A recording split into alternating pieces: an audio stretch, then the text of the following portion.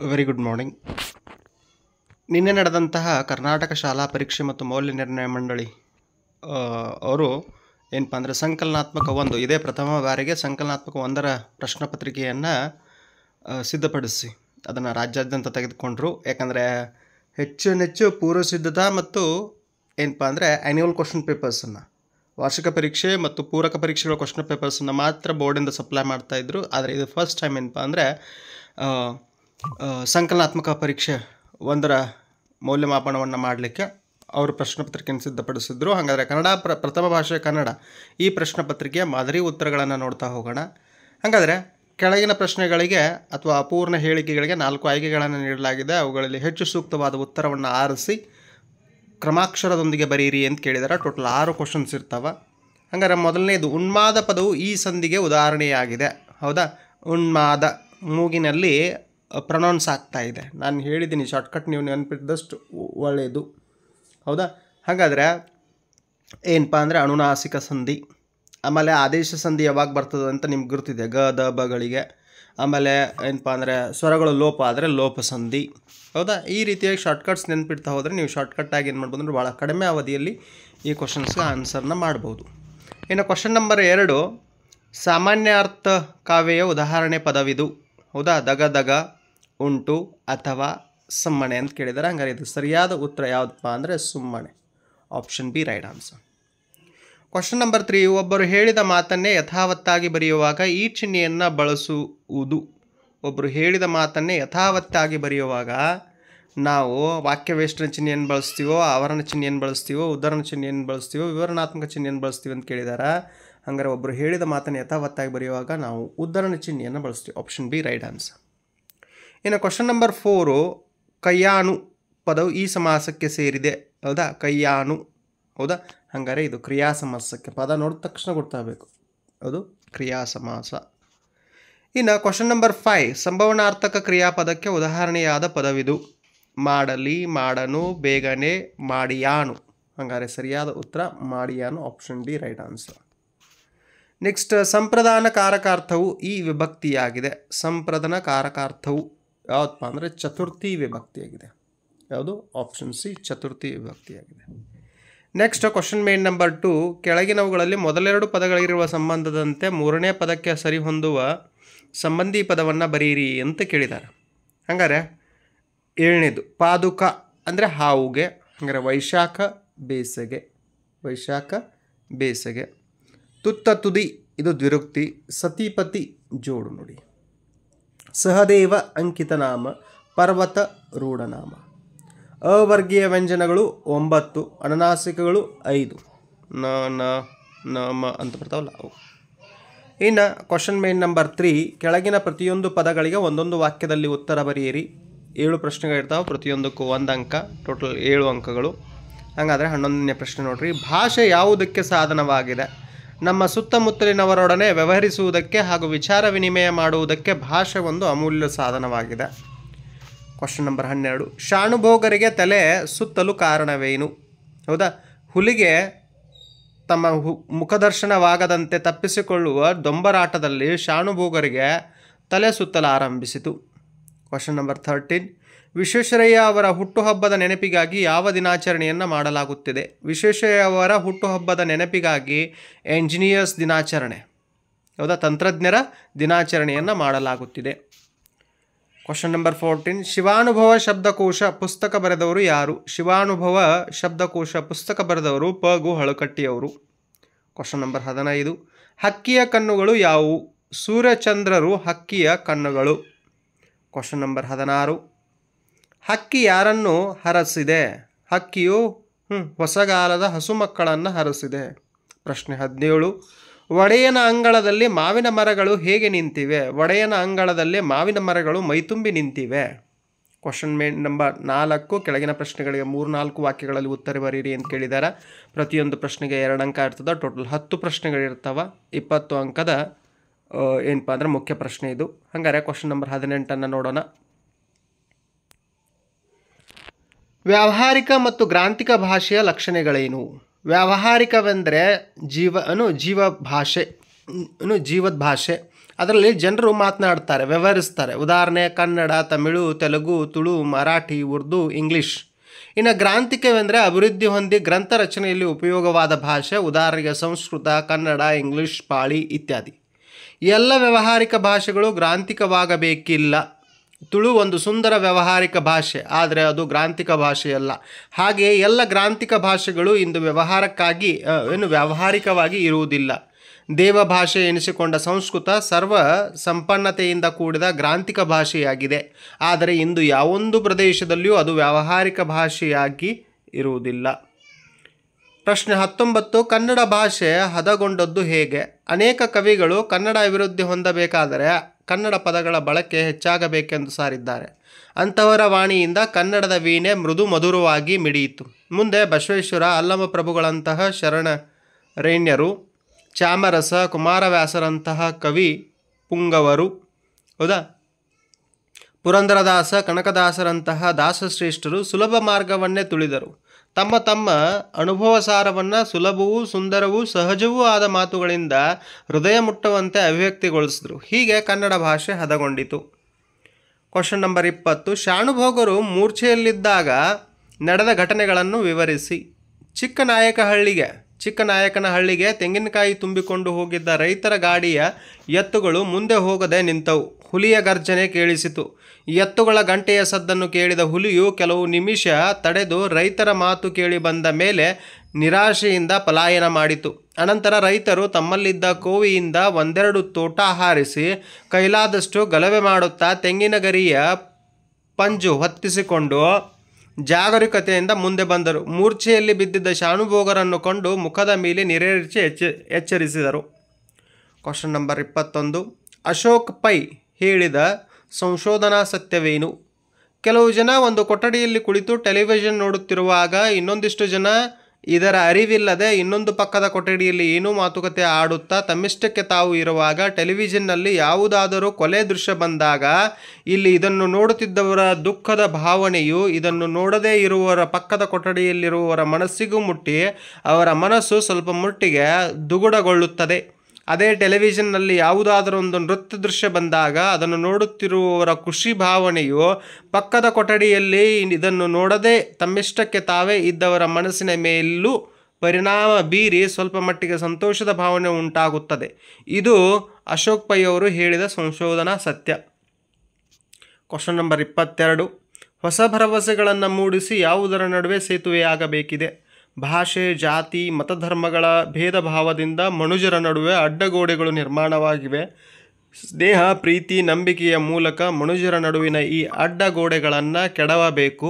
ಬದುಕಿನಲ್ಲಿ ಹೊಸ ಭರವಸೆಗಳನ್ನು ಮೂಡಿಸಿ ಮನುಜರ ನಡುವೆ ಸೇತುವೆಯಾಗಬೇಕಿದೆ. ಪ್ರಶ್ನೆ 23. ಹಕ್ಕಿಯ ಹಾರಾಟವನ್ನು ಆಕಾಶಕ್ಕೆ ಹೇಗೆ ಹೋಲಿಸಿದ್ದಾರೆ? ತರತಮ ರಹಿತ ಸಮದೃಷ್ಟಿಯಿಂದ ಕೂಡಿದ ನೀಲಮೇಘಮಂಡಲ ಸಮಬಣ್ಣ ಎಂದು ಹೇಳಿ ಕಾಲದ ದೈತ್ಯತೆಯನ್ನು ಸಂಕೇತಿಸುವ ಕವಿ ಮುಗಿಲಿಗೆ ರೆಕ್ಕೆಗಳು ಮೂಡಿ ಇಡೀ ಆಕಾಶವೇ ಹಾರಿದಂತೆ ಆಗುತ್ತದೆ ಎನ್ನುತ್ತಾರೆ. ನಕ್ಷತ್ರಮಾಲೆಯನ್ನು ಧರಿಸಿಕೊಂಡು ಸೂರ್ಯಚಂದ್ರರನ್ನು ಕಣ್ಣಾಗಿಸಿಕೊಂಡು ಹಕ್ಕಿಯು ಹಾರಾಡುತ್ತಿರುವ ನೋಟ ಅದ್ಭುತವಾದದ್ದು ಎಂದು ಕವಿ ಬೇಂದ್ರೆ ವರ್ಣಿಸುತ್ತಾರೆ. ಪ್ರಶ್ನೆ 24. ಭಗತ್ ಸಿಂಗ್ ಜಲಿಯನ್ ವಾಲಾಬಾಗ್ನ ಮಣ್ಣಿನ ಕುರಿತು ತನ್ನ ತಂಗಿಗೆ ಏನೆಂದು ಹೇಳುತ್ತಾನೆ? ಭಗತ್ ಸಿಂಗ್ ಜಲಿಯನ್ ವಾಲಾಬಾಗ್ನ ಮಣ್ಣಿನ ಕುರಿತು ತನ್ನ ತಂಗಿಗೆ, ಇದು ಬಹಳ ಪೂಜ್ಯನೀಯವಾದ ಮಣ್ಣು. ಜಲಿಯನ್ ವಾಲಾಬಾಗ್ ಹತ್ಯಾಕಾಂಡದಲ್ಲಿ ಹುತಾತ್ಮರಾದವರ ರಕ್ತದಿಂದ ಈ ಮಣ್ಣು ಒದ್ದೆಯಾಗಿದೆ ಎಂದು ಹೇಳಿದನು. ನಂತರ ಪವಿತ್ರವಾದ ಮಣ್ಣಿನ ಡಬ್ಬವನ್ನು ಮನೆಯ ಸ್ವಚ್ಛವಾದ ಜಾಗದಲ್ಲಿರಿಸಿ ಅದರ ಮೇಲೆ ಹೂಗಳನ್ನು ಅದರ ಮೇಲಿಟ್ಟು ಭಕ್ತಿಯಿಂದ ನಮಸ್ಕರಿಸಿದನು. ಪ್ರಶ್ನೆ 25. ಭಗತ್ ಸಿಂಗ್ ಜಲಿಯನ್ ವಾಲಾಬಾಗ್ ಮಾರಣ ಹೋಮದಿಂದ ತೆಗೆದುಕೊಂಡ ನಿರ್ಧಾರವೇನು? ಜಲಿಯನ್ ವಾಲಾಬಾಗ್ ಮಾರಣ ಹೋಮ ಭಗತ್ ಸಿಂಗನ ಮನಸ್ಸಿನಲ್ಲಿ ಅಚ್ಚಳಿಯದ ಪ್ರಭಾವವನ್ನು ಬೀರಿತು. 1921ರಲ್ಲಿ ಅವನು ಒಂದು ನಿರ್ಧಾರಕ್ಕೆ ಬಂದ. ಒಂದಲ್ಲ ಒಂದು ದಿನ ಈ ದಮನಕಾರಿ ಪ್ರಭುತ್ವವನ್ನು ಧ್ವಂಸ ಮಾಡಲು ಏನನ್ನಾದರೂ ಮಾಡಿಯೇ ತೀರುತ್ತೇನೆಂದು, ಆಗ ಕ್ರೂರ ಬ್ರಿಟಿಷ್ ಆಳ್ವಿಕೆ ಅಂತ್ಯವಾಗುತ್ತದೆ ಎಂದಿದ್ದನು. ಪ್ರಶ್ನೆ 26. ಅಂಟು ದಿಸ್ ಲಾಸ್ಟ್ ಕೃತಿ ಗಾಂಧೀಜಿಯವರ ಮೇಲೆ ಯಾವ ಪರಿಣಾಮ ಬೀರಿತು? ಗಾಂಧೀಜಿಯವರು ವಿದ್ಯಾಭ್ಯಾಸದ ಕಾಲದಲ್ಲಿ ಪಠ್ಯಪುಸ್ತಕಗಳ ಹೊರತು ಮತ್ತೇನನ್ನು ಓದಿಲ್ಲವೆಂದು ಹೇಳಬಹುದು. ಅವರ ಓದಿದ ಕೆಲವೇ ಪುಸ್ತಕಗಳ ಪೈಕಿ ಬಾಳಿನಲ್ಲಿ ತತ್ಕ್ಷಣ ಪರಿಣಾಮಕಾರಿಯಾದ ಬದಲಾವಣೆಯನ್ನು ಮಾಡಿದ್ದುದು ರಸ್ಕಿನ್ನ ಅವರ ಅಂಟು ದಿ ಲಾಸ್ಟ್ ಎಂಬ ಪುಸ್ತಕ. ಅದು ಅವರ ಮನಸ್ಸನ್ನು ಸೆರೆ ಹಿಡಿಯಿತು. ಆ ಪುಸ್ತಕದಲ್ಲಿ ಹೇಳಿದ ಧ್ಯೇಯಗಳಿಗನುಸಾರವಾಗಿ ತನ್ನ ಜೀವನವನ್ನು ಬದಲಾಯಿಸಿಕೊಳ್ಳಬೇಕೆಂದು ಅವರು ನಿರ್ಣಯಿಸಿಕೊಂಡರು. ಅವರು ಓದಿದ ಕೆಲವು ಪುಸ್ತಕಗಳ ಪೈಕಿ ಅನಂತರ ಅವರು ಆ ಪುಸ್ತಕವನ್ನು ಸರ್ವೋದಯವೆಂದು ಹೆಸರಿನಿಂದ ಗುಜರಾತಿ ಭಾಷೆಗೆ ಅನುವಾದ ಮಾಡಿದರು. ಪ್ರಶ್ನೆ 27. ವಿವೇಕಾನಂದರ ದೃಷ್ಟಿಯಲ್ಲಿ ದೇಶದ ಪ್ರಗತಿ ಸ್ಥಿರವಾಗುವುದು ಯಾವಾಗ? ವಿವೇಕಾನಂದರ ದೃಷ್ಟಿಯಲ್ಲಿ ದೇಶದ ಪ್ರಗತಿ ಸ್ಥಿರವಾಗಬೇಕಾದರೆ ದೇಶದ ಭಾಷೆಯಲ್ಲಿ ಜನರಿಗೆ ಭಾವನೆಗಳನ್ನು ನೀಡಿ ಅವರು ವಿಷಯಗ್ರಹಣ ಮಾಡಿಕೊಳ್ಳುವವರು. ಆದರೆ ಅವರಿಗೆ ಮತ್ತೊಂದು ಅವಶ್ಯಕತೆ ಇದೆ, ಅದು ಸಂಸ್ಕೃತಿ. ನಾವು ಅವರಿಗೆ ಈ ಸಂಸ್ಕೃತಿಯನ್ನು ಕೊಡುವ ತನಕ ಅವರ ಪ್ರಗತಿ ಸ್ಥಿರವಾಗಲಾರದು. ಅಂದರೆ ಸಂಸ್ಕೃತಿ ಮಾತ್ರ ಆಘಾತವನ್ನು ಸಹಿಸಬಲ್ಲದು. ಕೇವಲ ಜ್ಞಾನರಾಶಿಗೆ ಅದನ್ನು ಎದುರಿಸುವ ಶಕ್ತಿ ಇಲ್ಲ. ಸಂಸ್ಕೃತಿಯು ರಕ್ತದಲ್ಲಿ ಹರಿಯಬೇಕು, ಆಗ ಮಾತ್ರ ದೇಶದ ಪ್ರಗತಿ ಸ್ಥಿರವಾಗುವುದು. ಇದು ವಿವೇಕಾನಂದರ ದೃಷ್ಟಿಯಾಗಿದೆ. Question main number 5. ಕೆಳಗಿನ ಕವಿ, ಸಾಹಿತಿ, ಜನ್ಮಸ್ಥಳ, ಕೃತಿ ಮತ್ತು ಬಿರುದು ಅಥವಾ ಪ್ರಶಸ್ತಿ ಕುರಿತು ವಾಕ್ಯ ರೂಪದಲ್ಲಿ ಬರೀರಿ ಅಂತ ಹೇಳಿದ್ದಾರೆ. ಒಟ್ಟು 2 ಪ್ರಶ್ನೆಗಳು 3 ಅಂಕಕ್ಕೆ 6 ಅಂಕವನ್ನು ಕೊಡ್ತಾವೆ. ಕನ್ನಡ ಪ್ಲೇ ಲಿಸ್ಟಲ್ಲಿ ಏನಪ್ಪ ಅಂದರೆ ಕವಿಗಳು ಸೆಪ್ರೇಟಾಗಿ ಒಂದು ವಿಡಿಯೋನ ಕವಿಗಳು ಮತ್ತು ಅವರ ಪರಿಚಯ ಸಂಬಂಧಪಟ್ಟಂತೆ ಮಾಡಿದ್ದೀನಿ. ಒಂದು ಸಲ ಹೋಗಿ ನೋಡ್ಕೊಳ್ಬೋದು ಇಡೀ ಸಿಲೆಬಸ್ಗೆ ಸಂಬಂಧಪಟ್ಟಂತೆ. ಹಾಗಾದರೆ ಪ್ರಶ್ನೆ 28 DS ಜಯಪ್ಪಗೌಡ ಅವ್ರ ಬಗ್ಗೆ ಕೇಳಿದ್ದಾರೆ. ಇಲ್ಲಿ ದಾರದಹಳ್ಳಿ ಸುಬ್ಬೇಗೌಡ ಜಯಪ್ಪಗೌಡ ಅವರು 1947ರಲ್ಲಿ ಚಿಕ್ಕಮಗಳೂರು ಜಿಲ್ಲೆಯ ಮೂಡಿಗೆರೆ ತಾಲೂಕಿನ ದಾರದಹಳ್ಳಿಯಲ್ಲಿಯೇ ಜನಿಸಿದ್ರು. ಶ್ರೀಯುತರು ಹಲವಾರು ಮಹತ್ವದ ಕೃತಿಗಳನ್ನು ರಚಿಸಿದ್ದು ಪ್ರಮುಖವಾದವುಗಳೆಂದರೆ ಕರ್ನಾಟಕ ಗ್ರಾಮೀಣ ಸಂಸ್ಥೆಗಳು, ಕರ್ನಾಟಕ ಕಡಲಾಚೆಯ ಸಂಪರ್ಕಗಳು, ಮೈಸೂರು ಒಡೆಯರು, ಜನಪದ ಆಟಗಳು, ದಿವಾನ್ ಸರ್ ಎಂ ವಿಶ್ವೇಶ್ವರಯ್ಯನವರ ಕಾರ್ಯಸಾಧನೆಗಳು. ಶ್ರೀಯುತರಿಗೆ ಕರ್ನಾಟಕದ ಕಡಲಾಚೆಯ ಸಂಪರ್ಕಗಳು ಕೃತಿಗೆ ಕರ್ನಾಟಕ ಸಾಹಿತ್ಯ ಅಕಾಡೆಮಿ ಪ್ರಶಸ್ತಿ ಲಭಿಸಿದೆ. ಅಲ್ಲದೆ ಧಾರವಾಡ ಕರ್ನಾಟಕ ಸಂಘದ ಸಂಶೋಧನಾ ಬಹುಮಾನಕ್ಕೆ ಭಾಜನರಾಗಿದ್ದಾರೆ. ಇನ್ನು ಪ್ರಶ್ನೆ 29 ರನ್ನರವರ ಬಗ್ಗೆ ಕೇಳಿದ್ದಾರೆ. ಕನ್ನಡದ ರತ್ನತ್ರಯರಲ್ಲಿ ಒಬ್ಬನಾದ ರನ್ನನು ಕ್ರಿಸ್ತ ಸುಮಾರು 949ರಲ್ಲಿ ಬಾಗಲಕೋಟೆ ಜಿಲ್ಲೆಯ ಮುಧೋಳ ಈಗಿನ ಮುಧೋಳ ಎಂಬ ಗ್ರಾಮದಲ್ಲಿ ಜನಿಸಿದರು. ತಂದೆ ಜಿನವಲ್ಲಭ, ತಾಯಿ ಅಬ್ಬಲಬ್ಬೆ. ಹೌದಾ, ಇವರು ಸಾಹಸ ಭೀಮ ವಿಜಯಂ, ಗದಾಯುದ್ಧ, ಅಜಿತ ತೀರ್ಥಂಕರ ಪುರಾಣ ತಿಲಕಂ, ಪರಶುರಾಮಚರಿತಂ, ಚಕ್ರೇಶ್ವರ ಚರಿತಂ ಎಂಬ ಕಾವ್ಯಗಳನ್ನು ಬರೆದಿದ್ದಾರೆ. ರನ್ನಕಂದ ಎಂಬ ನಿಘಟ್ಟನ್ನು ಬರೆದಿರುವುದಾಗಿ ತಿಳಿದು ಬರ್ತದೆ. ಹೌದಾ. ಆಮೇಲೆ ರನ್ನಕವಿಯು ಚಾಲುಕ್ಯದರ ತೈಲಪ್ಪನ ಆಸ್ಥಾನದಲ್ಲಿದ್ದು ಆತನಿಂದ ಕವಿ ಚಕ್ರವರ್ತಿ ಎಂಬ ಬಿರುದನ್ನು ಪಡೆದಿದ್ದಾರೆ. ಇನ್ನು ಮುಖ್ಯ ಪ್ರಶ್ನೆ 6. ಕೆಳಗಿನ ಪದ್ಯ ಭಾಗಕ್ಕೆ ಪ್ರಸ್ತಾರ ಹಾಕಿ ಘನ ವಿಭಾಗ ಮಾಡಿ ಛಂದಸ್ಸಿನ ಹೆಸರು ಹೇಳಿರಿ ಅಂತ ಹೇಳಿದ್ದಾರೆ. ಹಂಗಾರೆ ಏನಪ್ಪ ಅಂದರೆ 4 ಮಾತ್ರೆಗಳ 3 ಗಣಗಳಿದ್ದಾವೆ ಮೊದಲನೇ ಸಾಲಿನಲ್ಲಿ. ಆಮೇಲೆ 4 ಮಾತ್ರೆಯ 6 ಗಣಗಳಿದ್ದಾವೆ. ಆಮೇಲೆ 2 ಏನಪ್ಪ ಅಂದರೆ ಗುರುಗಳಿದ್ದಾವೆ ಎಲ್ಲಿ 2ನೇ ಸಾಲಿನಲ್ಲಿ. 4 ಮಾತ್ರೆಯ 3 ಗಣಗಳು ಮತ್ತು 4 ಮಾತ್ರೆಯ 6 ಗಣಗಳು 2ನೇ ಸಾಲಲ್ಲಿ. ಹಾಗಾದರೆ ಮೇಲಿನ ಪದ್ಯ ಏನಪ್ಪ ಅಂದರೆ ಕಂದ ಪದ್ಯಕ್ಕೆ ಉದಾಹರಣೆಯಾಗಿದೆ. ಪ್ರಸ್ತಾರ ಹಾಕಿದೆ ಅಲ್ಲಿ ನೋಡ್ರಿ, ಯಾವ ರೀತಿಯ ಪ್ರಸ್ತಾರ ಹಾಕೋದು ನಿಮ್ಗೆ ಗುರ್ತಿದೆ, ಅದನ್ನೇನು ಹೆಚ್ಚು ವಿವರಿಸ್ತಾ ಹೋಗೋದಿಲ್ಲ. ಘನ ವಿಂಗಡಣೆ ಯಾವ ರೀತಿಯಾಗಿ ಮಾಡಿದ್ದಾರೆ. ಇನ್ನು ಕ್ವಶನ್ ಮೇನ್ ನಂಬರ್ 7. ಕೆಳಗಿನ ವಾಕ್ಯದಲ್ಲಿರುವ ಅಲಂಕಾರವನ್ನು ಹೆಸರಿಸಿ ಲಕ್ಷಣ ಬರೆದು ಸಮನ್ವಯಗೊಳಿಸಿ ಅಂತ ಕೇಳಿದ್ದಾರೆ. ಹೌದಾ. ಅಳ್ಳಿರಿ ಯು ತಿಪ್ಪ ಎಮ್ಮ ಬಡಲಬೇಗೆಯ ಬೆಂಕಿಯುರಿ ನಿನ್ನನ್ನರಿಯದೆ ಪೇಳು ವಿಶ್ವಾಮಿತ್ರ. ಹೌದಾ. ಅಲಂಕಾರ, ರೂಪಕಲಂಕಾರ. ಲಕ್ಷಣ ಉಪಮೇಯ ಮತ್ತು ಉಪಮಾನಗಳ ನಡುವೆ ಅಭೇದ ಕಲ್ಪನೆ ಇರುವುದೇ ರೂಪಕಲಂಕಾರ. ಹಾಗಾದ್ರೆ ಉಪಮೇಯ ಒಡಲಬೇಗೆ, ಉಪಮಾನ ಬೆಂಕಿಯುರಿ. ಸಮನ್ವಯ ಇಲ್ಲಿ ಉಪಮೇಯವಾದ ಅಯೋಧ್ಯೆಯ ಪ್ರಜೆಗಳ ಒಡಲಬೇಗೆಯನ್ನು ಉಪಮಾನವಾದ ಬೆಂಕಿಯುರಿಗೆ ಅಭೇದವಾಗಿ ಊಹಿಸಿರೋದ್ರಿಂದ ಇದು ರೂಪಕಲಂಕಾರ. ಇನ್ನು ಕ್ವಶನ್ ಮೇನ್ ನಂಬರ್ 8. ಕೆಳಗಿನ ಗಾದೆಗಳಲ್ಲಿ ಯಾವುದಾದ್ರೂ ಒಂದನ್ನು ಗಾದೆಯ ಮಹತ್ವದೊಂದಿಗೆ ವಿವರಿಸಿ ಬರೆಯಿರಿ. ಹೌದಾ. ಗಾದೆಗಳ ಗುಡಾಣ ಅಂತ ಒಂದು ಪ್ಲೇ ಲಿಸ್ಟ್ ಇದೆ. ಅದರಲ್ಲಿ 365 ಗಾದೆಗಳ ಏನಪ್ಪ ಅಂದರೆ ಅರ್ಥವನ್ನು ಹೇಳುವಂಥ ಪ್ರಯತ್ನ ಮಾಡಿದ್ದೀನಿ. ಅದಾದ ನಂತರ ಒಂದು ಗಾದೆ ಮಾತುಗಳ ವಿಸ್ತರಣೆ ಅಂತ ಒಂದು ವಿಡಿಯೋ ಇದೆ. ಅದರಲ್ಲಿ ಒಂದಷ್ಟು ಗಾದೆಗಳನ್ನು ಎಕ್ಸಾಮ್ ಪಾಯಿಂಟ್ ಆಫ್ ವ್ಯೂ ಒಂದಷ್ಟು ಗಾದೆಗಳನ್ನು ವಿಸ್ತರಿಸಿ ಪೂರ್ತಿ ಒಂದು ವಿಡಿಯೋದಲ್ಲಿ ಹೌದಾ ಕೆಲಸ ಮಾಡಿದ್ದೀನಿ. ಏನಪ್ಪ ಅಂದರೆ ಎಕ್ಸಾಮ್ ಹೋಗೋಕ್ಕಿಂತ ಮುಂಚೆ ಒಂದು ಸಲ ನೀವು ನೋಡ್ಕೊಂಡು ಹೋದಿದ್ದೆ ಆದರೆ ಯಾವುದೇ ಮೇನ್ ಎಕ್ಸಾಮ್ಗೆ ಯೂಸ್ಫುಲ್ ಆಗ್ತದೆ ಅಂತ ನನ್ನ ದೃಷ್ಟಿ. ಹೌದಾ. ಮಾತೆ ಮುತ್ತು ಮಾತೆ ಮೃತ್ಯು, ಇಲ್ಲೊಂದು ಗಾದೆ ಇದೆ, ಅದರ ವಿಸ್ತರಣೆಯನ್ನು ನೋಡೋಣ. ಗಾದೆಗಳು ಜನಪದರ ಜೀವನದ ಅನುಭವ ನುಡಿಮತ್ತುಗಳು. ಇವುಗಳಿಂದ ಜೀವನದ ಮೌಲ್ಯ ಹೆಚ್ಚುತ್ತದೆ. ಆದ್ದರಿಂದಲೇ ವೇದ ಸುಳ್ಳಾದರೂ ಗಾದೆ ಸುಳ್ಳಾಗದು. ಗಾದೆಗಳನ್ನು ವೇದಗಳಿಗೆ ಸಮಾನ ಅಂತ ಹೇಳ್ತಾರೆ. ಅಂತಹ ಪ್ರಸಿದ್ಧ ಗಾದೆ ಮಾತುಗಳಲ್ಲಿ ಮಾತೆ ಮುತ್ತು ಮಾತೆ ಮೃತ್ಯು ಎಂಬ ಗಾದೆ ಒಂದಾಗಿದೆ. ಹೌದಾ. ಒಂದು ಪದ್ಯ ಬರ್ತದೆ, ನುಡಿದರೆ ಮುತ್ತಿನ ಹಾರದಂತಿರಬೇಕು, ನುಡಿದರೆ ಮಾಣಿಕ್ಯದ ದೀಪ್ತಿ ಅಂತಿರಬೇಕು, ನುಡಿದರೆ ಸ್ಫಟಿಕದ ಶಲಾಖೆ ಅಂತಿರಬೇಕು, ನುಡಿದರೆ ಲಿಂಗ ಮೆಚ್ಚಿ ಅಹುದಹುದು ಎನ್ನಬೇಕು. ಹೌದಾ. ವಚನ ಇದು. ನಮ್ಮ ಹಿರಿಯರ ಅನುಭವದ ಮಾತುಗಳು ಸತ್ಯ ಸಂಗತಿಗಳಿಗೆ. ಮೇಲಿನ ಗಾದೆಯು ಪರರೊಡನೆ ಸಂತೋಷವಾಗಿಲು ಅವರನ್ನೊಡನೆ ನಾವು ಮಾತನಾಡುವ ರೀತಿ ಬಹಳ ಮುಖ್ಯವಾಗ್ತದೆ ಎಂಬುದನ್ನು ತಿಳಿಸ್ತದೆ.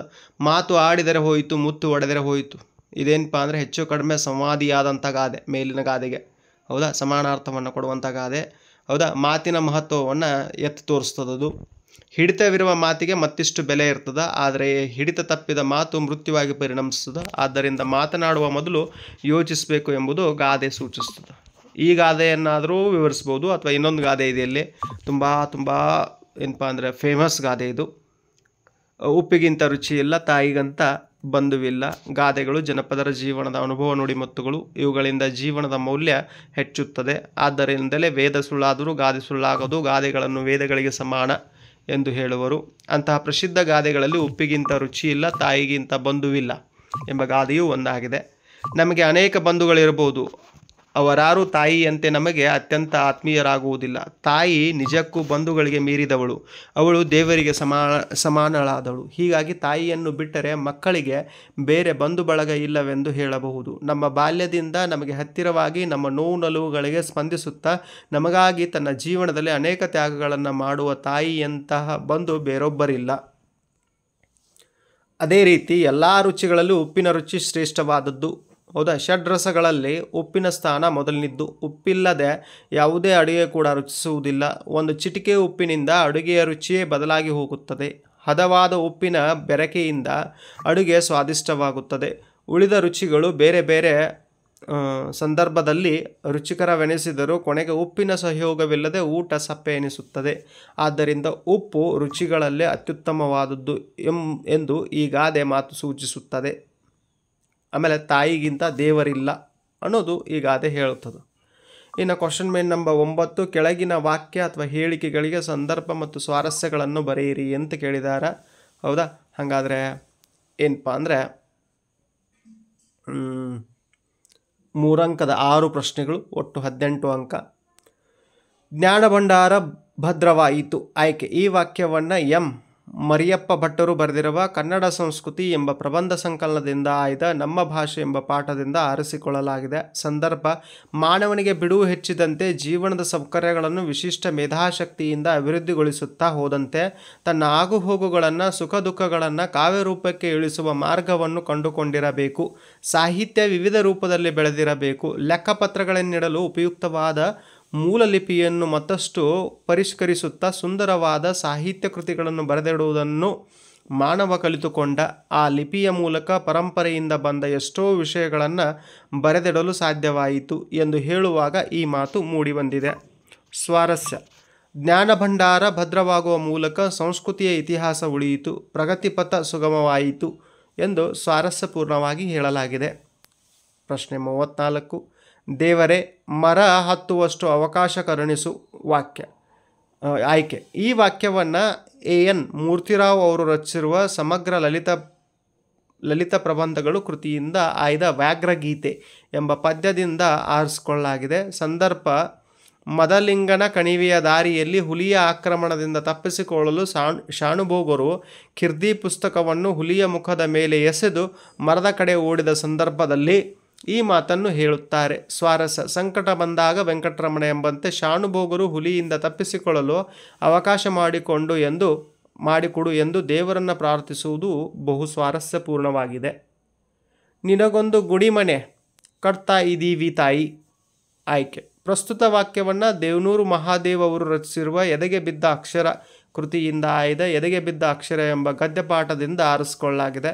ಸಂದರ್ಭ: ಗ್ರಾಮ ದೇವತೆ ಮಂಚಮ್ಮನಿಗೆ ಗುಡಿ ಕಟ್ಟಲು ಜನ ಪ್ರಾರಂಭಿಸಿದಾಗ ಒಬ್ಬನ ಮೈ ಮೇಲೆ ಗ್ರಾಮ ದೇವತೆ ಮಂಚಮ್ಮ ಆವಾಹಿಸಿಕೊಂಡು ಬಂದು ಜನರೊಡನೆ ಮಾತನಾಡುವ ಸಂದರ್ಭದಲ್ಲಿ ಗ್ರಾಮ ದೇವತೆ ಮಂಚಮ್ಮ ಕೇಳಿದ ಪ್ರಶ್ನೆಗೆ ಅಲ್ಲೊಬ್ಬ ಈ ಮಾತನ್ನು ಹೇಳುತ್ತಾನೆ. ಸ್ವಾರಸ್ಯ: ಗ್ರಾಮದೇವಿಯ ಪ್ರಶ್ನೆಯಿಂದ ಕಕ್ಕಾಬಿಕ್ಕಿಯಾದ ಭಕ್ತನು ಭಯ ಮತ್ತು ಭಕ್ತಿಯಿಂದ ತಾಯಿಯ ಮಾತಿಗೆ ಉತ್ತರಿಸುವುದು ಈ ಮಾತಿನಲ್ಲಿ ಸ್ವಾರಸ್ಯಪೂರ್ಣವಾಗಿ ವ್ಯಕ್ತವಾಗಿದೆ.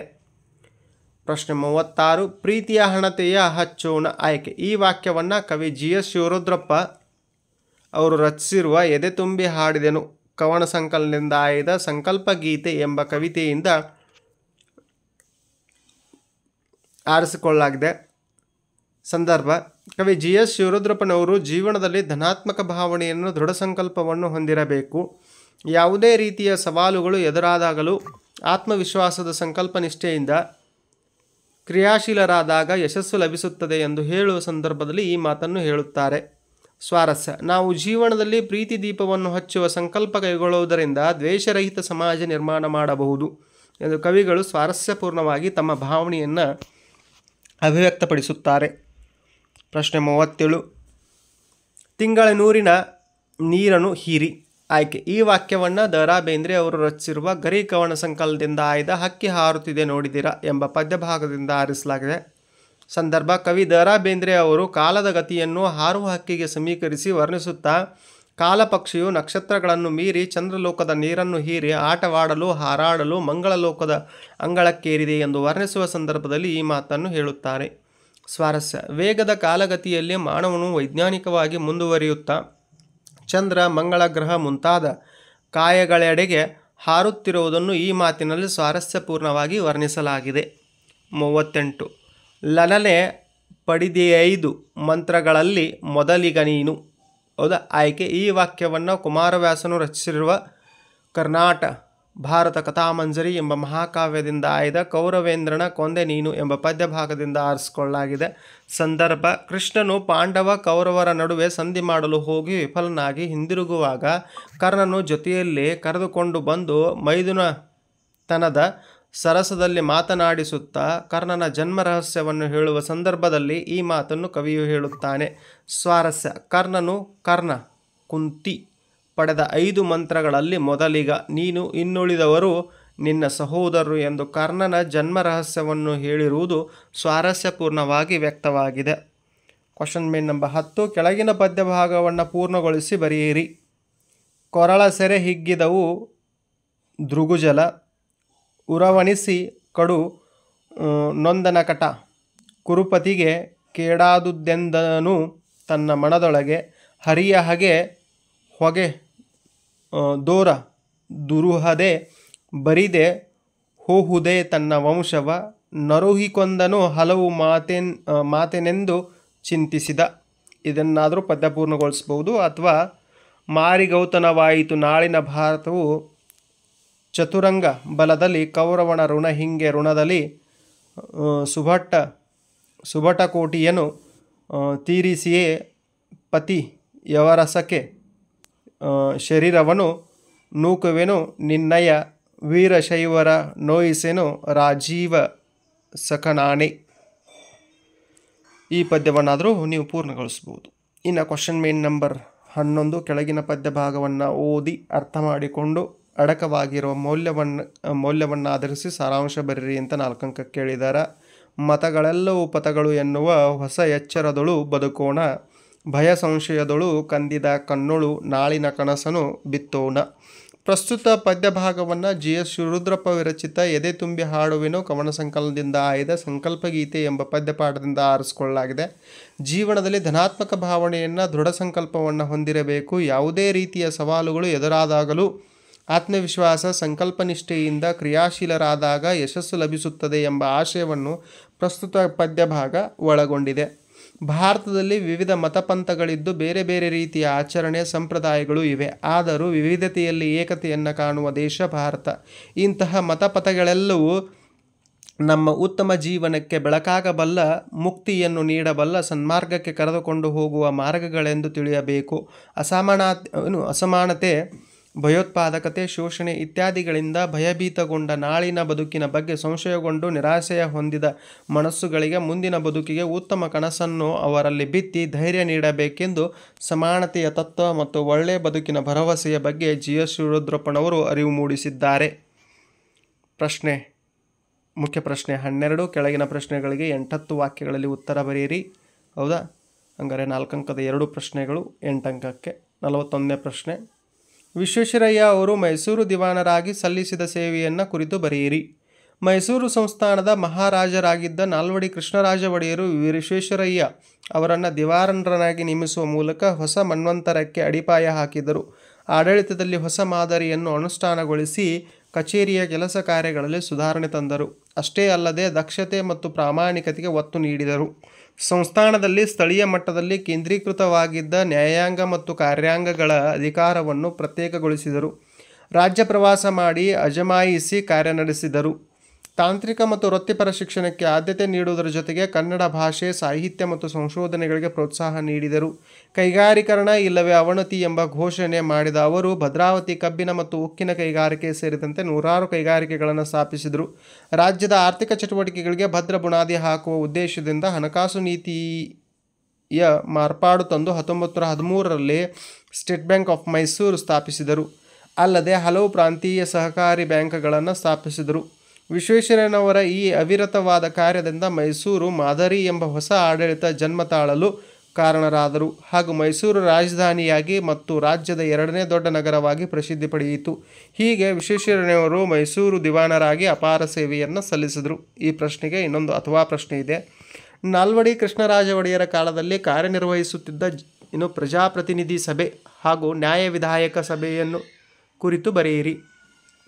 ಮೈಸೂರು ರಾಜ್ಯದ ಸರ್ವತೋಮುಖ ಅಭಿವೃದ್ಧಿಯ ಕಂಕಣಬದ್ಧರಾದ ನಾಲ್ವಡಿ ಕೃಷ್ಣರಾಜ ಒಡೆಯರು ಅರಸು ಮನೆತನದಿಂದ ಬಂದವರಾಗಿದ್ದರೂ ಸಹ ಜನತೆ ಆಡಳಿತದಲ್ಲಿ ಪಾಲ್ಗೊಳ್ಳುವಿಕೆಯ ಪರವಾಗಿದ್ದರು. ಅದಕ್ಕಾಗಿ ಅವರು ಈ ಕೆಳಗಿನ ಮಹತ್ವದ ಕಾರ್ಯಗಳನ್ನು ಕೈಗೊಂಡರು. ಪ್ರಜಾಪ್ರತಿನಿಧಿ ಸಭೆ. ನಾಲ್ವಡಿ ಕೃಷ್ಣರಾಜ ಒಡೆಯರ ಕಾಲದಲ್ಲಿ ಪ್ರಜಾಪ್ರತಿನಿಧಿ ಸಭೆಯು ನೂತನ ರೂಪವನ್ನು ಪಡೆದು ನಿಜವಾದ ಜನಪ್ರತಿನಿಧಿ ಸಭೆಯಾಗಿ ಪರಿವರ್ತನೆಯಾಯಿತು. ಅದಕ್ಕೆ 1923ರಲ್ಲಿ ಹೊಸ ಕಾನೂನನ್ನು ಜಾರಿಗೆ ತಂದು ಪ್ರಜಾಪ್ರತಿನಿಧಿ ಸಭೆಯನ್ನು ಶಾಸನಬದ್ಧ ಸಂಸ್ಥೆಯನ್ನಾಗಿ ಮಾರ್ಪಡಿಸಿದರು. ಇದು ಪ್ರಜಾತಂತ್ರದ ದೃಷ್ಟಿಯಿಂದ ಭಾರತದಲ್ಲಿಯೇ ಮಾದರಿಯಾದ ಸಂಸ್ಥೆಯಾಗಿ ಕಾರ್ಯನಿರ್ವಹಿಸಲು ಆರಂಭಿಸಿತು. ಪ್ರಜಾಪ್ರತಿನಿಧಿ ಸಭೆಯು ವರ್ಷಕ್ಕೆ 2 ಬಾರಿ, 1 ಜೂನ್ ಮಹಾರಾಜರ ವರ್ಧಂತಿ, 2 ಅಕ್ಟೋಬರ್ ದಸರಾ ಮಹೋತ್ಸವ ಸಮಾವೇಶಗೊಂಡು ಕಲಾಪಗಳನ್ನು ನಡೆಸುತ್ತಿತ್ತು. ಅಲ್ಲಿ ವಾರ್ಷಿಕ ಆಯವ್ಯಯ ಪರಿಶೀಲನೆ, ಪ್ರಶ್ನೋತ್ತರಗಳು, ಠರಾವುಗಳನ್ನು ಮಂಡಿಸುವುದು ಮುಂತಾದ ಸಂಸದೀಯ ಮಾದರಿಯ ನಡವಳಿಕೆ ನಡೆಯುತ್ತಿದ್ದವು. ಪ್ರತಿನಿಧಿ ಸಭೆಯಲ್ಲಿದ್ದ 275 ಸದಸ್ಯರಲ್ಲಿ ಹೆಚ್ಚು ಪ್ರತಿನಿಧಿಗಳು ಜನರಿಂದ ಆಯ್ಕೆಯಾದವರಾಗಿದ್ದರು. ನ್ಯಾಯ ವಿಧಾಯಕ ಸಭೆ. ನಾಲ್ವಡಿ ಕೃಷ್ಣರಾಜರು 1907ರಲ್ಲಿ ನ್ಯಾಯ ವಿಧಾಯಕ ಸಭೆಯನ್ನು ಸ್ಥಾಪಿಸಿದರು. ಇದರ ಸದಸ್ಯರ ಸಂಖ್ಯೆ 50. ಇದರಲ್ಲಿ ಜನರಿಂದ ಆಯ್ಕೆಯಾದವರು 22 ಸದಸ್ಯರು. ಮೇಲ್ಮನೆಯ ರೀತಿಯಲ್ಲಿ ಕಾರ್ಯನಿರ್ವಹಿಸುತ್ತಿದ್ದ ಈ ಸಂಸ್ಥೆ ಜೂನ್ ಮತ್ತು ಡಿಸೆಂಬರ್ ತಿಂಗಳುಗಳಲ್ಲಿ ಬೆಂಗಳೂರಿನಲ್ಲಿ ಸಮಾವೇಶಗೊಳ್ಳುತ್ತಿತ್ತು. ಪ್ರಜಾಪ್ರತಿನಿಧಿ ಸಭೆಯಲ್ಲಿ ಮಂಡಿಸಿದ್ದ ಎಲ್ಲ ವಿಷಯಗಳನ್ನು ವಿಮರ್ಶಿಸುವ ಅಧಿಕಾರ ಆ ಸಭೆಗೆ ಇದ್ದಿತು. ಮುಖ್ಯವಾಗಿ ಯಾವುದೇ ಕಾನೂನನ್ನು ಜಾರಿಗೊಳಿಸಲು ಆ ಸಭೆಯ ಅನುಮತಿ ಅಗತ್ಯವಾಗಿತ್ತು. ಆ ಸಭೆಗೆ ಸರ್ಕಾರದ ಖರ್ಚುಗಳನ್ನು ಕಡಿಮೆ ಮಾಡುವ ಅಧಿಕಾರ ಸಹ ಇದ್ದಿತು. ಪ್ರಶ್ನೆ 42. ಭೀಷ್ಮ ಮತ್ತು ದುರ್ಯೋಧನರ ನಡುವಿನ ಸಂಭಾಷಣೆಯ ಸ್ವಾರಸ್ಯವನ್ನು ವಿವರಿಸಿ. ಮಹಾಭಾರತದ ಯುದ್ಧದಲ್ಲಿ ತನ್ನೆಲ್ಲ ಸಹೋದರರನ್ನು ಆಪ್ತಮಿತ್ರನಾದ ಕರ್ಣನನ್ನು ಕಳೆದುಕೊಂಡು ದುರ್ಯೋಧನನು ತನ್ನ ತಂದೆ ತಾಯಿಯರ ಅಪೇಕ್ಷೆಯಂತೆ ರಣರಂಗದಲ್ಲಿ ಶರಶಯ್ಯೆಯಲ್ಲಿ ಮಲಗಿದ್ದ ತಾತ ಭೀಷ್ಮರ ಸಲಹೆಯನ್ನು ಪಡೆಯಲು ಬರುತ್ತಾನೆ. ಭೀಷ್ಮರು ಯುದ್ಧವನ್ನು ನಿಲ್ಲಿಸಿ ಪಾಂಡವರೊಡನೆ ಸಂಧಿ ಮಾಡಿಕೊಳ್ಳುವುದು ಸೂಕ್ತವೆಂದು ದುರ್ಯೋಧನನಿಗೆ ಸಲಹೆ ನೀಡುತ್ತಾರೆ. ಭೀಷ್ಮರು ದುರ್ಯೋಧನನಿಗೆ ನೀನು ಒಪ್ಪುವೆಯಾದರೆ ಪಾಂಡವರನ್ನು ಒಪ್ಪಿಸಿ ಒಪ್ಪಂದ ಮಾಡಿ ಹಿಂದಿನಂತೆ ನಡೆಯುವ ಹಾಗೆ ಮಾಡುವೆನು ಎಂದು ಹೇಳುತ್ತಾರೆ. ಅವರಿಗೆ ದುರ್ಯೋಧನನು ಛಲಗಾರ ಎಂಬುದು ತಿಳಿದಿದ್ದರೂ ಹಿರಿಯರಾಗಿ ಅವನನ್ನು ಸಂಧಿಗಾಗಿ ಒಪ್ಪಿಸುವ ಒಂದು ಪ್ರಯತ್ನ ಇಲ್ಲಿ ಕಂಡುಬರುತ್ತದೆ.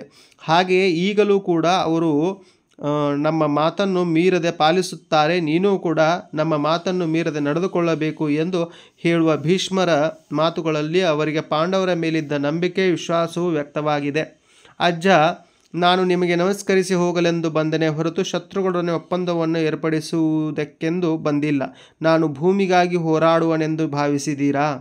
ಆದರೆ ನಾನು ಛಲಕ್ಕಾಗಿ ಪಾಂಡವರೊಡನೆ ಹೋರಾಡುವೆನು. ಈ ಭೂಮಿ ನನಗೆ ಪಾಳು ಭೂಮಿ ಎಂದು ಹೇಳುವಲ್ಲಿ ಅವನ ದಿಟ್ಟ ನಿರ್ಧಾರ ಸ್ಪಷ್ಟವಾಗಿ ಗೋಚರಿಸುತ್ತದೆ. ಅಲ್ಲದೆ ಕರ್ಣನನ್ನು ಕೊಲ್ಲಿಸಿದ ಈ ಭೂಮಿಯೊಡನೆ ನಾನು ಮತ್ತೆ ಬಾಳಲಾದೀತೆ. ನನ್ನ ಪ್ರೀತಿಯ ಗೆಳೆಯನನ್ನು, ನನ್ನ ಪ್ರೀತಿಯ ತಮ್ಮನನ್ನು ಕೊಂದ ಅರ್ಜುನ, ಭೀಮ ಬದುಕಿರುವವರೆಗೆ, ನನ್ನ ದೇಹದಲ್ಲಿ ಪ್ರಾಣ ಇರುವವರೆಗೆ ನಾನು ಸಂಧಿ ಒಪ್ಪುವುದಿಲ್ಲ.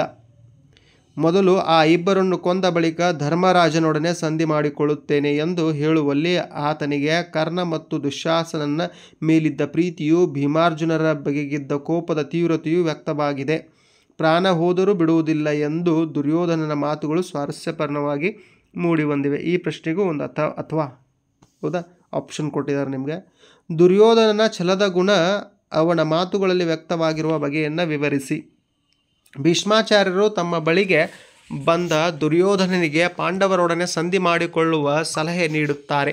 ಆದರೆ ಅಭಿಮಾನಧನನಾದ ದುರ್ಯೋಧನನು ಅದಕ್ಕೆ ಒಪ್ಪುವುದಿಲ್ಲ. ಆಗ ಅವನಾಡುವ ಮಾತುಗಳಲ್ಲಿ ಆತನ ಛಲದ ಗುಣ ವ್ಯಕ್ತವಾಗಿರುವುದನ್ನು ಕಾಣಬಹುದು. ದುರ್ಯೋಧನನು ಭೀಷ್ಮರನ್ನು ಕುರಿತು, ಅಜ್ಜ, ನಾನು ನಿಮಗೆ ನಮಸ್ಕರಿಸಿ ಹೋಗಲೆಂದು ಬಂದೇನೆ ಹೊರತು ಶತ್ರುಗಳೊಡನೆ ಒಪ್ಪಂದವನ್ನು ಏರ್ಪಡಿಸುವುದಕ್ಕೆಂದು ಬಂದಿಲ್ಲ.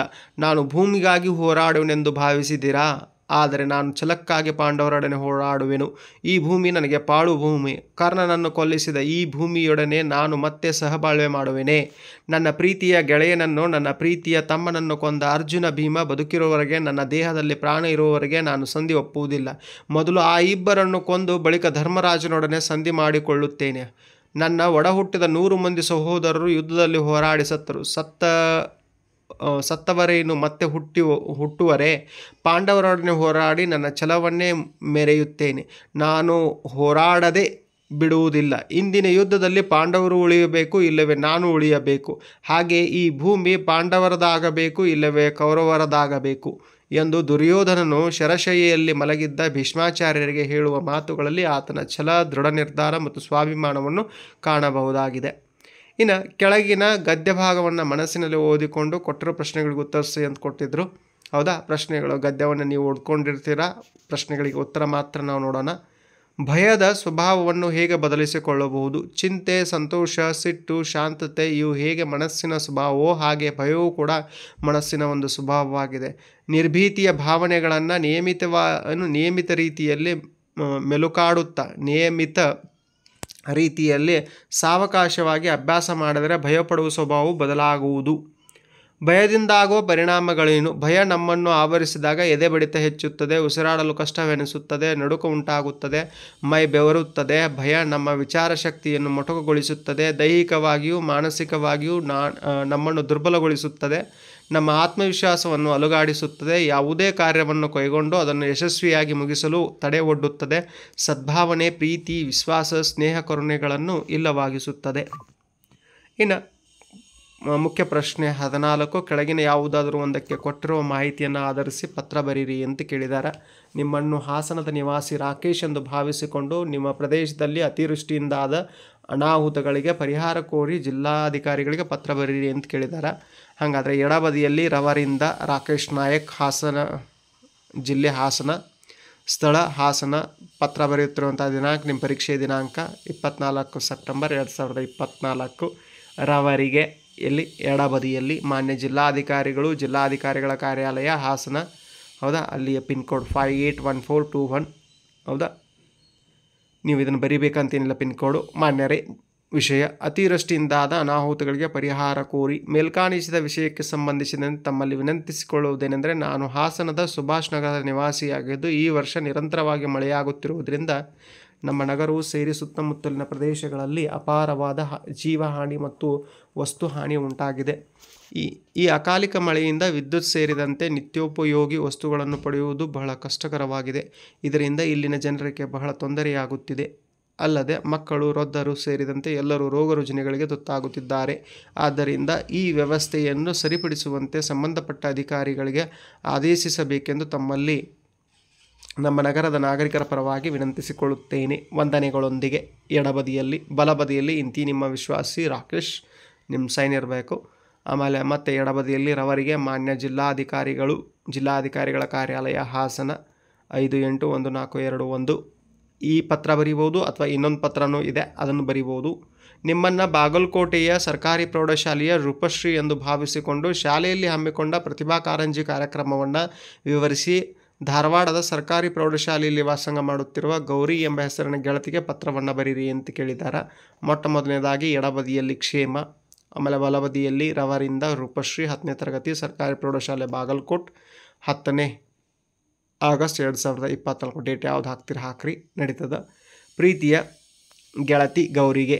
ಆಗಸ್ಟ್ ಅನ್ನೋದಕ್ಕಿಂತ ಅದನ್ನು ಏನಪ್ಪ ಅಂದರೆ 24 ಸೆಪ್ಟೆಂಬರ್ ಅಂತ ಹಾಕಿದ್ರೆ ಉತ್ತಮ. ಪ್ರೀತಿಯ ಗೆಳತಿ ಗೌರಿಗೆ, ನಿನ್ನ ಪ್ರೀತಿಯ ಗೆಳತಿಯಾದ ರೂಪಶ್ರೀ ಮಾಡುವ ಶುಭ ಪ್ರಣಾಮಗಳು. ಇಲ್ಲಿ ನಾನು ಆರೋಗ್ಯದಿಂದ ಇದ್ದೇನೆ, ನೀನು ಸಹ ಆರೋಗ್ಯವಾಗಿರುವೆ ಎಂದು ತಿಳಿದುಕೊಂಡಿದ್ದೇನೆ. ಹಾಗೆಯೇ ನನ್ನ ವಿದ್ಯಾಭ್ಯಾಸವೂ ಸಹ ಉತ್ತಮವಾಗಿ ನಡೆಯುತ್ತಿದೆ. ಈ ಪತ್ರವನ್ನು ಬರೆಯಲು ಕಾರಣವೇನೆಂದರೆ, ನಮ್ಮ ಶಾಲೆಯಲ್ಲಿ ಆಗಸ್ಟ್ 10ರಂದು ವಲಯ ಮಟ್ಟದ ಪ್ರತಿಭಾ ಕಾರಂಜಿ ಕಾರ್ಯಕ್ರಮ ನಡೆಯಿತು.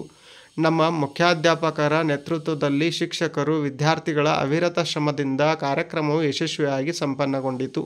ಜಾನಪದ ಗೀತೆ, ಭಾವಗೀತೆ, ಭಾಷಣ ಸ್ಪರ್ಧೆ, ಚರ್ಚಾ ಸ್ಪರ್ಧೆ, ಜನಪದ ನೃತ್ಯ, ಭರತನಾಟ್ಯ ಸೇರಿದಂತೆ 10 ಕಾರ್ಯಕ್ರಮಗಳಲ್ಲಿ ಎಲ್ಲ ವಿದ್ಯಾರ್ಥಿಗಳು ಉತ್ಸಾಹದಿಂದ ಭಾಗಿಯಾಗಿದ್ದರು. ನಾನು ಸಹ ಕನ್ನಡ ಭಾಷಣ ಸ್ಪರ್ಧೆಯಲ್ಲಿ ಭಾಗವಹಿಸಿ ಪ್ರಥಮ ಸ್ಥಾನ ಪಡೆಯುವ ಮೂಲಕ ತಾಲೂಕಾ ಮಟ್ಟಕ್ಕೆ ಆಯ್ಕೆಯಾಗಿದ್ದು ನನಗೆ ಬಹಳ ಸಂತೋಷವನ್ನುಂಟು ಮಾಡಿದೆ. ಊರಿಗೆ ಬಂದಾಗ ಮತ್ತಷ್ಟು ಮಾತನಾಡೋಣ. ಪ್ರಣಾಮಗಳೊಂದಿಗೆ ಇಂತಿ ನಿನ್ನ ಪ್ರೀತಿಯ ಗೆಳತಿ ರೂಪಶ್ರೀ. ಆಮೇಲೆ ಎಡಬದಿಯಲ್ಲಿ ರವರಿಗೆ ಗೌರಿ, ಸರ್ಕಾರಿ ಪ್ರೌಢಶಾಲೆ ಧಾರವಾಡ 581001. ಇನ್ನು ಮುಖ್ಯ ಪ್ರಶ್ನೆ 15. ಕೆಳಗಿನ ಯಾವುದಾದರೂ ಒಂದು ವಿಷಯದಲ್ಲಿ 15 ವಾಕ್ಯಗಳಿಗೆ ಕಡಿಮೆ ಇಲ್ಲದಂತೆ ಪ್ರಬಂಧ ಬರೆಯಿರಿ. 5 ಅಂಕಕ್ಕೆ ಪ್ರಶ್ನೆ. ಹೌದಾ? ಹಾಗಾದರೆ ಪ್ರಶ್ನೆ 45. ಗ್ರಂಥಾಲಯಗಳ ಮಹತ್ವ. ಪೀಠಿಕೆ. ಪುಸ್ತಕಗಳು ಜ್ಞಾನ ಭಂಡಾರಗಳು. ಭಾಷೆ ವಾಕ್ಶುಷ ರೂಪಕ್ಕಾಗಿನಿಂದ ಮಾನವನ ಅನುಭವಾಮೃತಗಳು ದಾಖಲಿಸಲ್ಪಟ್ಟು ಈಗ ಗ್ರಂಥ ರೂಪದಲ್ಲಿ ಸಂರಕ್ಷಿಸಲ್ಪಟ್ಟಿವೆ. ಪುಸ್ತಕ ಓದುವುದರಿಂದ ತಲತಲಾಂತರಗಳಿಂದ ಗಳಿಸಿದ ಜ್ಞಾನವನ್ನು ನಮ್ಮದಾಗಿಸಿಕೊಳ್ಳಬಹುದು. ಪುಸ್ತಕಗಳು ಒಳ್ಳೆಯ ಗೆಳೆಯನಿದ್ದಂತೆ ಹಾಗೂ ಗುರುವಿದ್ದಂತೆ. ಓದುವ ಹವ್ಯಾಸವುಳ್ಳವರಿಗೆ ಪುಸ್ತಕಗಳೇ ಜೀವನ ಸಂಗಾತಿ. ವಿಷಯ ನಿರೂಪಣೆ. ಮಾನವನ ಜೀವನದಲ್ಲಿ ಪುಸ್ತಕಗಳು ಪ್ರಮುಖ ಪಾತ್ರ ವಹಿಸುತ್ತವೆ. ಜ್ಞಾನಾಭಿವೃದ್ಧಿಗೆ ಮತ್ತು ಅಮೂಲ್ಯವಾದ ಸಮಯ ಸದುಪಯೋಗಕ್ಕೆ ಗ್ರಂಥಾಲಯಗಳು ಬಹಳ ಮುಖ್ಯ ಎನಿಸುತ್ತವೆ. ಗ್ರಂಥಾಲಯವು ಪೀಳಿಗೆಯಿಂದ ಪೀಳಿಗೆಗೆ ಜ್ಞಾನವನ್ನು ಹಂಚುವ ಉನ್ನತ ಕಾರ್ಯವನ್ನು ಮಾಡುತ್ತಿದೆ. ಪುಸ್ತಕ ಓದುವುದು, ಗ್ರಂಥ ಸಂಗ್ರಹ ಮಾಡುವುದು ಉತ್ತಮ ಹವ್ಯಾಸಗಳಲ್ಲಿ ಒಂದು. ಸ್ವಂತವಾಗಿ ಗ್ರಂಥಗಳನ್ನು ಖರೀದಿಸಿ ಸಂಗ್ರಹಿಸುವುದು ಮುಂದಿನ ಜನಾಂಗಕ್ಕೆ ನಾವು ನೀಡುವ ಸಣ್ಣ ಕಾಣಿಕೆ. ಗ್ರಂಥಗಳನ್ನು ಸಂಗ್ರಹಿಸಿ ಬಳಸುವುದು ಒಂದು ಕಲೆ. ಸಾರ್ವಜನಿಕ ಗ್ರಂಥಾಲಯಗಳು ಹಿರಿಕಿರಿಯರು, ಗುರು ಶಿಷ್ಯರು, ಹವ್ಯಾಸವುಳ್ಳವರು, ಅಧ್ಯಯನಶೀಲರು ಎಲ್ಲರಿಗೂ ಬಳಕೆಯಾಗುವ ಗ್ರಂಥಗಳನ್ನು ಹೊಂದಿರಬೇಕು. ಓದುವ ಕೊಠಡಿ, ಎರವಲು ಪಡೆಯುವ ಅವಕಾಶಗಳಲ್ಲದೆ ಕಾಲಕಾಲಕ್ಕೆ ತನ್ನ ಸೇವೆಯನ್ನು ಗ್ರಂಥಾಲಯಗಳು ವಿಸ್ತರಿಸುತ್ತಲೂ ಇರಬೇಕು. ಗ್ರಂಥಗಳ ಸದುಪಯೋಗಗಳನ್ನು ಮನಗಂಡ ಸರ್ಕಾರ ಪ್ರಾಥಮಿಕ ಶಾಲಾ ಹಂತದಿಂದ ಹಿಡಿದು ಹೊಸ ಅಕ್ಷರಸ್ಥ ಹಿರಿಯರಿಗೂ ಗ್ರಂಥಾಲಯಗಳನ್ನು ತೆರೆದಿದೆ. ಪ್ರತಿ ಗ್ರಾಮ ಪಂಚಾಯಿತಿಗೂ ಗ್ರಂಥಾಲಯಗಳು ತೆರೆಯಲ್ಪಟ್ಟಿವೆ. ನಗರ ಪ್ರದೇಶಗಳಲ್ಲಿ ಗ್ರಂಥಾಲಯಗಳ ಉಪಯೋಗ ವಿಸ್ತಾರವಾಗಿ ಜಾರಿಯಾಗಿದೆ. ಜ್ಞಾನ ಪ್ರಸಾರ ಎಡೆಬಿಡದೆ ಸಾಗಿದೆ. ಉಪಸಂಹಾರ. ಓದುವ ಹವ್ಯಾಸ ರೂಪಿಸಿಕೊಳ್ಳುವುದು ಒಂದು ಸಾಧನೆ. ಒಮ್ಮೆ ರೂಢಿಸಿಕೊಂಡ ಹವ್ಯಾಸವನ್ನು ಗ್ರಂಥಾಲಯದ ಬಳಕೆಯಿಂದ ಮುಂದುವರೆಸಿ ಜ್ಞಾನಾಭಿವೃದ್ಧಿಗೆ ತೊಡಗಿಸಿಕೊಳ್ಳಬಹುದು. ಅಲ್ಲದೆ ಗ್ರಂಥಾಲಯಗಳನ್ನು ಸದುಪಯೋಗಪಡಿಸಿಕೊಳ್ಳುವಂತೆ ಶಿಕ್ಷಕರು ವಿದ್ಯಾರ್ಥಿಗಳಿಗೆ ಪ್ರೋತ್ಸಾಹಿಸಬೇಕು. ಅಲ್ಲದೆ ಗ್ರಂಥಾಲಯವನ್ನು ಸಂರಕ್ಷಿಸಬೇಕಾದದ್ದು ನಮ್ಮ ಕರ್ತವ್ಯವೂ ಆಗಿದೆ. ಬನ್ನಿ ನಾವೆಲ್ಲರೂ ಗ್ರಂಥಾಲಯದ ಸದ್ಬಳಕೆ ಮಾಡಿಕೊಳ್ಳೋಣ. ಇದು ಒಂದು ಪ್ರಬಂಧ. ಇನ್ನು ಅದನ್ನಾದರೂ ಬರಿಬೋದು ಅಥವಾ ಇನ್ನೊಂದು ಪ್ರಬಂಧ ಕೊಟ್ಟಿದ್ದಾರೆ ಅಥವಾ ಅಂತ. ಶಾಲೆಯಲ್ಲಿನ ಭಾಷಾ ಸಂಘದ ಕಾರ್ಯಚಟುವಟಿಕೆಗಳು. ಪೀಠಿಕೆ. ನಮ್ಮ ಸುತ್ತಮುತ್ತಲಿನವರೊಡನೆ ವ್ಯವಹರಿಸುವುದಕ್ಕೆ ಹಾಗೂ ವಿಚಾರ ವಿನಿಮಯ ಮಾಡುವುದಕ್ಕೆ ಭಾಷೆ ಒಂದು ಅಮೂಲ್ಯ ಸಾಧನವಾಗಿದೆ. ಭಾಷೆಯ ಮೂಲಕ ಮಾನವನ ಗತಕಾಲದ ಹಿರಿಯರ ಜ್ಞಾನಾನುಭವಗಳ ಸಾರಸ್ವತವನ್ನು ಉಳಿಸಿಕೊಂಡು ಬೆಳೆಸಬಲ್ಲ ಮಾನವನು ಭಾಷೆಯ ಮೂಲಕ ತನ್ನ ವಿಶಿಷ್ಟ ಮೇಧಾಶಕ್ತಿಯಿಂದ ಅಪಾರವಾದ ಜ್ಞಾನವನ್ನು ಗಳಿಸಿ ತನ್ನ ಸಂಸ್ಕೃತಿಯನ್ನು ಉಳಿಸಿ ಮತ್ತು ಪ್ರಗತಿಪ್ರಥ ಸುಗಮವಾಗಿ ಸಾಗಲು ಅನುಕೂಲವಾಯಿತು. ಇಂತಹ ಸಮೃದ್ಧವಾದ ಭಾಷೆಗಳು ಅಮರತ್ವವನ್ನು ಸಾಧಿಸಬೇಕೆಂದರೆ ಭಾಷಾ ಸಂಘಗಳು ಪಾತ್ರ ಹಿರಿಯದಾದದ್ದು ಎಂದು ಹೇಳಬಹುದು. ವಿಷಯ ನಿರೂಪಣೆ. ಪ್ರತಿಯೊಂದು ಶಾಲೆಗಳಲ್ಲೂ ಭಾಷಾ ಸಂಘಗಳು ರಚನೆಯಾಗುತ್ತವೆ. ಮುಖ್ಯ ಶಿಕ್ಷಕರು ಗೌರವ ಅಧ್ಯಕ್ಷರಾಗಿ, ಭಾಷಾ ಶಿಕ್ಷಕರು ಮಾರ್ಗದರ್ಶಕರಾಗಿ, ವಿದ್ಯಾರ್ಥಿಗಳೇ ಅಧ್ಯಕ್ಷ, ಉಪಾಧ್ಯಕ್ಷ, ಕಾರ್ಯದರ್ಶಿ, ಸದಸ್ಯರಾಗಿ ಸಂಘದ ಚಟುವಟಿಕೆಗಳನ್ನು ನಡೆಸಲಾಗುತ್ತದೆ. ಈ ಭಾಷಾ ಸಂಘಗಳಿಗೆ ಖ್ಯಾತ ಸಾಹಿತಿಯ ಹೆಸರನ್ನು ನಾಮಕರಣ ಮಾಡಲಾಗುವುದು. ಶಾಲೆಗಳಲ್ಲಿ ಭಾಷಾ ಸಂಘಗಳನ್ನು ಸ್ಥಾಪಿಸುವ ಮೂಲಕ ಒಂದು ಸಾಹಿತ್ಯದ ಶ್ರೀಮಂತಿಕೆಯನ್ನು ಉಳಿಸಬಹುದು. ಅಲ್ಲದೆ ಸಂಸ್ಕೃತಿಯ ಹಿರಿಮೆಯನ್ನು ಹೆಚ್ಚಿಸುವುದರ ಜೊತೆಗೆ ವಿದ್ಯಾರ್ಥಿಗಳಲ್ಲಿ ಸಾಹಿತ್ಯದ ಅಭಿರುಚಿಯನ್ನು ಬೆಳೆಸಲು, ಸೃಜನಶೀಲತೆಯನ್ನು ಹೊರಹೊಮ್ಮಿಸಲು ಭಾಷಾ ಸಂಘಗಳು ಸಹಾಯಕವಾಗುತ್ತವೆ. ಭಾಷಾಭಿಮಾನ, ಸಾಹಿತ್ಯಾಭಿರುಚಿ ಬೆಳೆಸುವುದು, ಲೇಖನಗಳನ್ನು ಬರೆಯುವಂತೆ ಪ್ರೋತ್ಸಾಹಿಸುವುದರ ಮೂಲಕ ಆಧುನಿಕ ಕವಿಗಳನ್ನು ಸೃಷ್ಟಿಸಬಹುದು. ಭಾಷಣ ಮಾಡುವ ಕೌಶಲ್ಯ ಬೆಳೆಸುವುದು, ಸಂಘದ ಸದಸ್ಯರಿಗೆ ಉತ್ತಮ ಸಂವಹನ ಕೌಶಲ್ಯಗಳನ್ನು ಬೆಳೆಸುವುದು, ವಿದ್ಯಾರ್ಥಿಗಳಿಗೆ ತಮ್ಮ ಭವಿಷ್ಯದ ವೃತ್ತಿ ಜೀವನಕ್ಕೆ ಅನುಕೂಲವಾಗುವಂತೆ ನಾಯಕತ್ವ, ತಂಡ ಸ್ಫೂರ್ತಿ, ಪರಸ್ಪರ ಸಹಕಾರ ಮತ್ತು ಮುಂದಾಳತ್ವ ವಹಿಸುವಿಕೆ ಮುಂತಾದ ಗುಣಗಳನ್ನು ಬೆಳೆಸುವ ತರಬೇತಿ ನೀಡುವುದು. ವಿದ್ಯಾರ್ಥಿಗಳಿಗೆ ಸಾಮಾಜಿಕ ಹಾಗೂ ನೈತಿಕ ಜವಾಬ್ದಾರಿಗಳ ಅರಿವು ಮೂಡಿಸುವುದು. ನಾಡಿನ ಕಲೆ, ಸಾಹಿತ್ಯ ಮತ್ತು ಸಂಸ್ಕೃತಿಯನ್ನು ಶ್ರೀಮಂತಗೊಳಿಸುವ ನಾಟಕ, ಗಾಯನ, ಕಥೆ, ಕವನ, ರಸಪ್ರಶ್ನೆ ಕಾರ್ಯಕ್ರಮ, ಪ್ರಬಂಧ ಸ್ಪರ್ಧೆ, ಚರ್ಚಾ ಸ್ಪರ್ಧೆ, ಆಶುಭಾಷಣ ಸ್ಪರ್ಧೆ, ಕಿರುಲೇಖನಗಳ ಸ್ಪರ್ಧೆ, ಸಾಹಿತಿಗಳ ಜನ್ಮ ದಿನಾಚರಣೆಗಳು, ಸಾಹಿತಿಗಳ ಭಾವಚಿತ್ರಗಳನ್ನು ಬರೆಸುವುದು, ಸಾಹಿತಿಗಳಿಂದ ಉಪನ್ಯಾಸಗಳನ್ನು ಏರ್ಪಡಿಸುವುದು.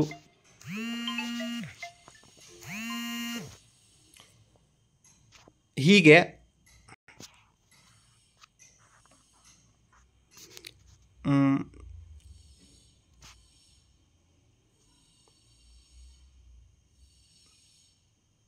ವೆರಿ ಸಾರಿ, ಒಂದು ಸ್ವಲ್ಪ ಕಾಲ್ ಬಂತು, ಡಿಸ್ಟರ್ಬ್ ಆಯಿತು.